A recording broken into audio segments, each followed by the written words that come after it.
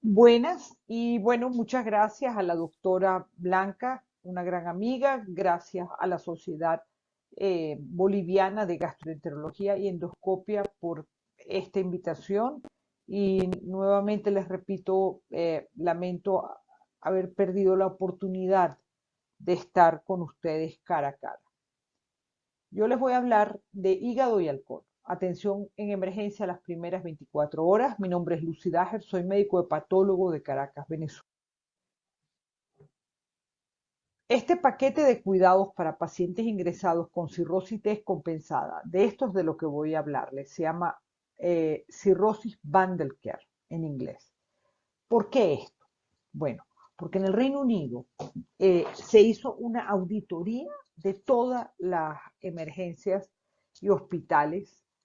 Y esta auditoría fue una investigación nacional confidencial sobre el resultado y la muerte de pacientes en el 2013 con enfermedad hepática relacionada con el alcohol, y este trabajo se llamó Medición de las Unidades.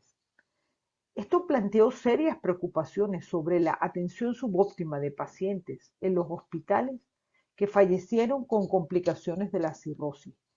Y además, este informe, esta auditoría, encontró que menos de la mitad de los pacientes que fallecieron con enfermedad relacionada con alcohol hepática recibieron una buena atención, fíjense.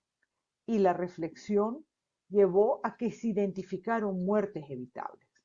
Entonces, ¿cómo van a resolver el problema? Nuestra población tiene una atención subóptima a la emergencia. Y esto es, imagínense si esto es en el Reino Unido, esto es una reflexión que debemos hacer en nuestras emergencias, en las emergencias de Latinoamérica. Y esta propuesta me pareció muy segura y muy interesante. Digamos, si allá no hay hepatólogos y la especialidad existe, y por lo menos se forman más que en Latinoamérica, y tuvieron estos resultados, pues nosotros deberíamos mirar un poco a casa y procurar auditar para ver cómo estamos manejando a nuestros cirrosis. La cirrosis descompensada es una causa de admisión frecuente en la emergencia. Históricamente, el manejo de los pacientes cirróticos ha sido subóptimo. Y entonces, ¿cuál es la solución a esto? La Asociación Británica de Gastroenterología, conjuntamente con la Asociación Británica de Hepatología, ellos se reunieron y propusieron un pequeño documento, un checklist, donde el médico que recibía a ese paciente alcohólico tuviese una lista por la cual, donde marcara qué intervenciones le hizo y fuese guiando a ese médico no especialista en enfermedades del hígado en el manejo de estos pacientes. Y encontraron que esto mejoraba el pronóstico del paciente cuando era atendido, cuando la atención era óptima en esas primeras 24 horas. Yo tuve la oportunidad de trabajar en el Reino Unido y pues me pareció fascinante este documento. Y en el hospital, era un hospital distrital anexo a la Universidad de Cambridge, se llamaba Peterborough City Hospital, y en ese hospital pues hice esta mini auditoría en la emergencia. Encontramos resultados similares al trabajo original, y la propuesta para mejorar esto era incluir en cada admisión de pacientes con problemas relacionados con el alcohol este protocolo de atención. Fíjense, detallando un poco más esa auditoría, les dije que menos del 50% de los pacientes recibieron una buena atención. Los pacientes con sangrado agudo o hepatorrenal no tenían terlipresina. Muy pocos pacientes con ascitis tenían una paracentesis diagnóstica. Y aquellos que entraron con elevación de uricreatinina, pues ningún medicamento fue suspendido. Este es el documento y yo los invito a que lo revisen. Después sacaron otro para el manejo de la CITIS, y en esta página hay otros documentos actualizados. y el acceso a esto no está restringido.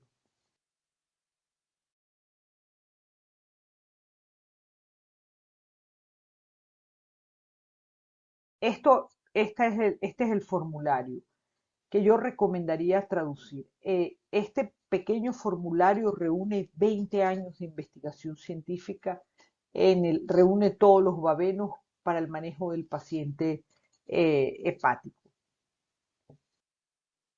Entonces, lo primero que tenemos que saber, bueno, este señor está consumiendo alcohol. El paciente cirrótico tiene unas características muy particulares y amerita un manejo diferente al paciente no cirrótico. Entonces, la historia médica nos va a ayudar, las imágenes previas del paciente, si el paciente tiene un hígado con ecoestructura heterogénea, de superficie nodular, si la vena porta está dilatada, el vaso dilatado, si hay ascitis, los factores de riesgo. Este paciente está consumiendo cantidades, tiene un consumo lo que llaman peligroso de alcohol, consume más de 15 unidades de alcohol por día.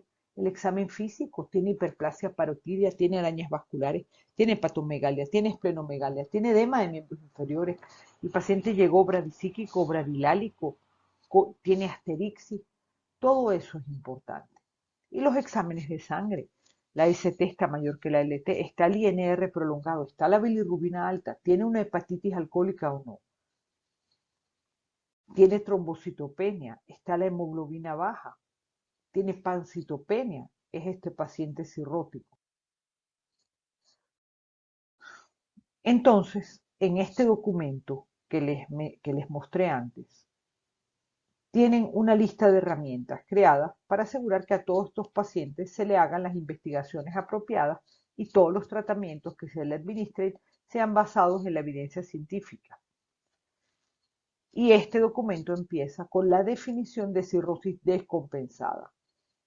Y este paciente con cirrosis descompensada tiene riesgo de morir y debe ser atendido con intervenciones terapéuticas apropiadas en las primeras 24 horas. ¿Qué es cirrosis descompensada? Cirrosis descompensada es un paciente que viene a la emergencia con ictericia, encefalopatía hepática, aumento de la citis, insuficiencia renal, hipovolemia, sepsis, grado varicial.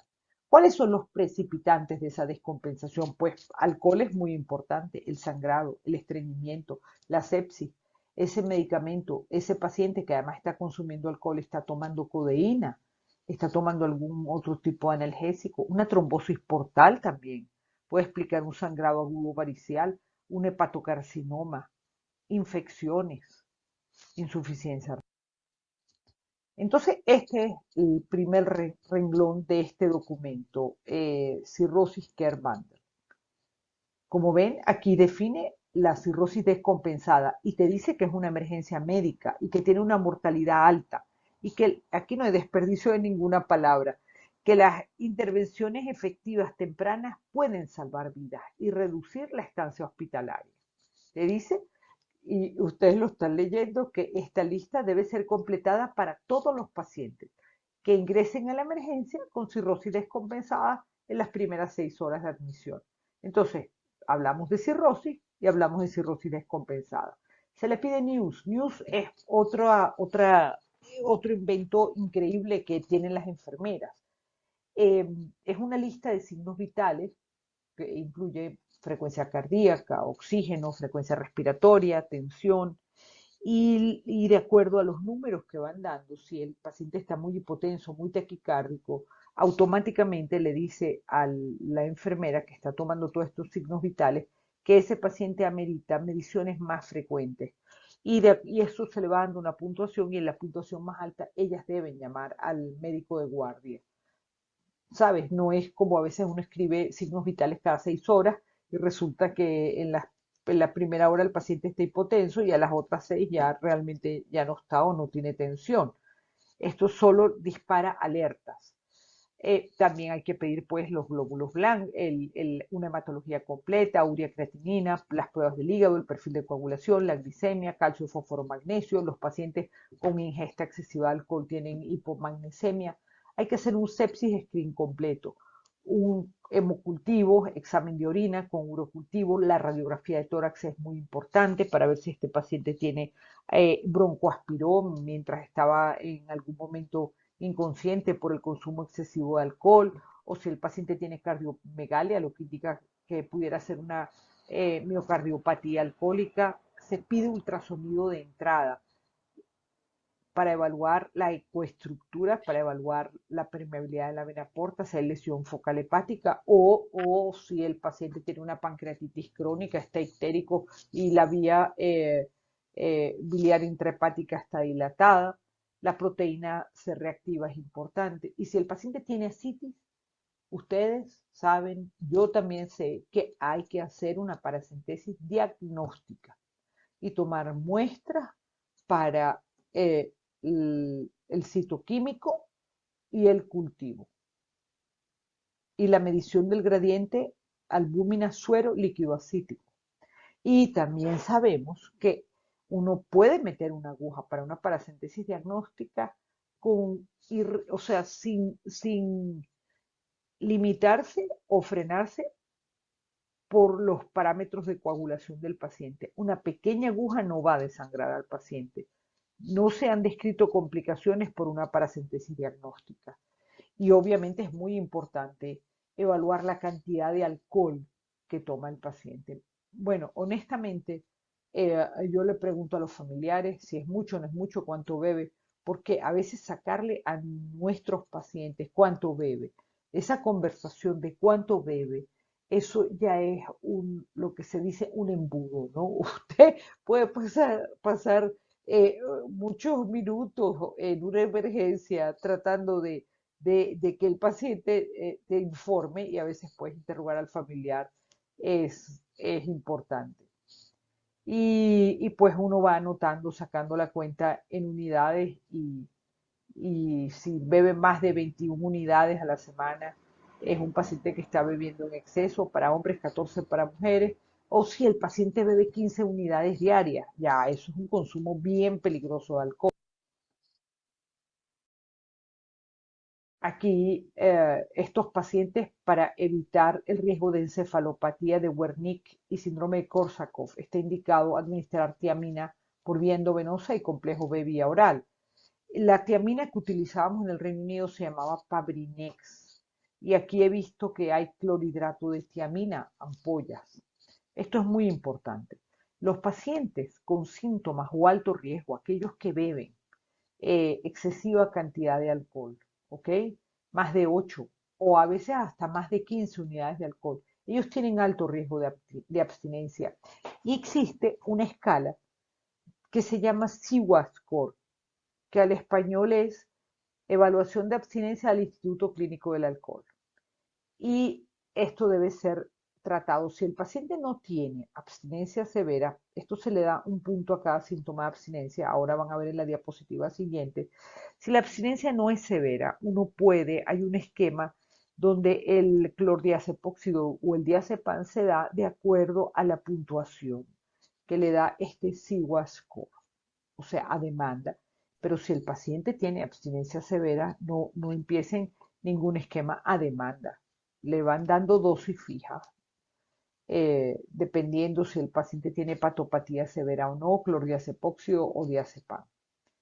Alternativamente, si este paciente tiene un riesgo muy alto de abstinencia, se puede prescribir una dosis reducida de clordiazepóxido fija sobre una semana.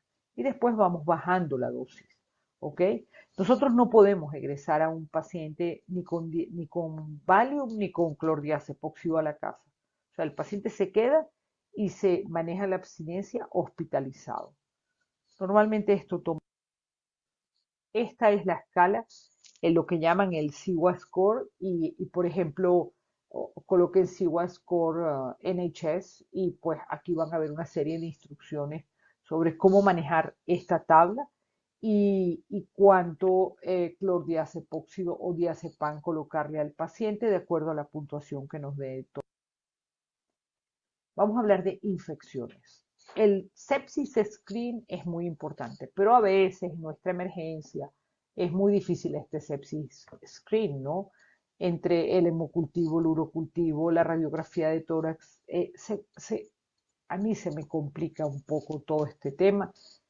No es muy basado en evidencia, pero una vez que el paciente ingresa, yo, mientras se va cumpliendo todo, le inicio antibióticos. Si viene por encefalopatía, si viene por sangrado agudo varicial, si tiene ascitis, etcétera. Otras veces hay que hacer paracentesis cada vez que el paciente ingresa. Eso es muy importante. Yo me he dado cuenta que si yo no hago la paracentesis diagnóstica, no la hace nadie. Entonces, yo procuro acercarme a la emergencia para hacer las paracentesis la primera cosa apenas llega el paciente, y eso es muy importante porque uno puede asumir que esta citis es cirrótica, y yo tuve una señora, tenía cirrosis biliar primaria y no tenía ninguna citis cirrótica. Cuando le calculo el gradiente me da ascitis no cirrótica, siendo cirrótica. Y después envié una muestra de anatomía patológica, porque además era muy refractaria a tratamiento, y después le pedí una tomografía, tenía implantes peritoneales. Y anatomía patológica pues nos habló de una neoplasia primaria de peritoneo.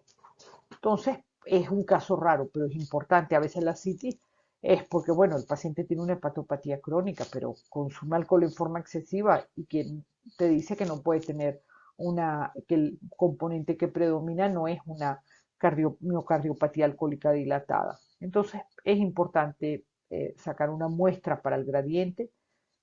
Si hay evidencia de infección porque la celularidad está aumentada, se trata con antibióticos de acuerdo a los protocolos locales, y albúmina humana en las primeras 24 horas 1,5 gramos por kilo, y después van bajando a 1 gramo por kilo. Es importante recordar que el paciente con cirrosis por alcohol puede no tener leucocitosis, puede no tener fiebre, puede no elevar la proteína C reactiva, y es importante hacer el sepsis screen para evaluar orina, pulmón y peritonitis bacteriana espontánea. Esto ustedes lo saben sobre la paracentesis, pues es importante iniciar los antibióticos tempranamente, y esto tiene implicaciones a largo plazo cuando hay diagnósticos que se nos pasan. Esto también prolonga la estancia hospitalaria y el paciente reciba tratamientos inadecuados. Ustedes saben que el sangrado de una paracentesis diagnóstica no existe, por lo tanto no hay que dar por el cuento de una paracentesis, ¿sabes? Mientras a veces te puede pasar un día, mientras consigues el plasma, las plaquetas o cualquier otra cosa que quieras corregir. Y esto debe incluir un contagio celular, el diferencial, la albúmina en suero, el líquido acítico, todo eso es importante. Y se envían las muestras en frascos de cultivo aerobio y anaerobio antes de iniciar el antibiótico. Esto es lo de los antibióticos, esto ya se los mencioné. Y la insuficiencia renal. Este esquema está un poquito viejo, esto se ha actualizado, pero en líneas generales hay que suspender los diuréticos, hay que revisar que el paciente no esté tomando ninguna droga nefrotóxica. Llegando el paciente, suspendemos todos los diuréticos. Se resucita, aquí sugieren, en el Reino Unido hay albúmina al 5%, no sé si aquí hay, con cualquier albúmina o solución 0,9. Si no tienen albúmina sino solución 0,9, bolus de 250 ml a cada rato. En 24 horas, entre 1 y 2 litros deben corregir la mayor parte de toda la deshidratación, y uno inicia un balance hídrico y le pide al paciente pesos diarios. El paciente hay que pues manejar una presión arterial media de 80 milímetros de mercurio y un gasto urinario de 0,5 ml por kilo hora basado en peso seco del paciente. Si este paciente, después de 6 horas que usted lo hidrata, que usted le vuelve a pedir una urea, creatinina, sodio, potasio, y este paciente no se obtiene ninguna diuresis, no pueden esperar hasta el día siguiente. Es importante escalar, es decir, llamar a un superior para reevaluar ese paciente y ver si existe alguna otra causa que está ocasionando esta insuficiencia renal aguda si después de tratar de corregir la bulimia, en la forma que les explico, la urea y la creatinina no mejora. La insuficiencia renal en el paciente hospitalizado definitivamente tiene un mal un mal pronóstico y ocurre en el 20%. Y el sangrado agudo varicial. Ya tengo 20 minutos. Es realmente una emergencia, en ocasiones todavía hay un 20% de mortalidad y pues esto es lo clásico del manejo agudo varicial. Aquí tenemos esta guía del 2022, recientemente actualizada en base a la reunión de Baveno. Eh, pues bueno, ustedes es el sangrado agudo varicial y la finalidad es preservar la perfusión tisular, restituir el volumen y evitar sobretransmitir al paciente. Les debo recordar también que transfundir hemoderivados tiene que ser guiado por la evidencia científica. Si el paciente no está sangrando, no hay que meterle ningún hemodiderivado.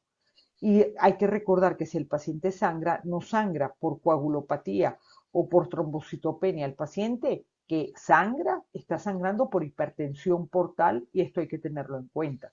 Y el tratamiento es terlipresina o somatostatina. Los antibióticos son parte integral, pero parte integral esta profilaxis antibiótica del manejo de la hemorragia digestiva varicial, porque se sabe que estos pacientes tienen bacteriemia y esta bacteriemia crónica puede alterar la coagulación tanto sistémica como local. Y los antibióticos son la única intervención terapéutica que ha demostrado reducir la mortalidad en el paciente con sangrado agudo varicial. En estos pacientes hay que iniciar terlipresina o somatostatina lo más temprano posible y hacer una endoscopia en las primeras 24 horas. La encefalopatía ocurre también en estos pacientes, hay que evaluar los precipitantes, iniciar lactulosa y si está inconsciente, la lactosa en enema. Y no olviden, este paciente puede estar en cama un buen tiempo. La tromboprofilaxis. Y este paciente debe ser revisado en las primeras 24 horas. Es atendido por el personal de emergencia las primeras 6, 12, pero ya al día siguiente debe haber un médico consultante de gastroenterología o hepatología revisando este paciente. Tengan cuidado también en dejar todos estos pacientes, si no están inconscientes, en dietas absolutas, porque osteopenia en el paciente hospitalizado. El resumen, los pacientes deben ser revisados por un especialista lo antes posible. 12, 24 horas. Estos pacientes tienen múltiples necesidades médicas y tienen una alta mortalidad. Se debe considerar, pues, subir esto a un nivel más alto de atención médica en aquellos pacientes que no mejoren en las primeras 6 horas y con deterioro del estado funcional. Bueno, espero que esta presentación rápida les sirva y de esto, pues yo pienso que tratar de ofrecer este paquete para valoración del cirrótico en las primeras horas puede hacer la diferencia. Muchas gracias.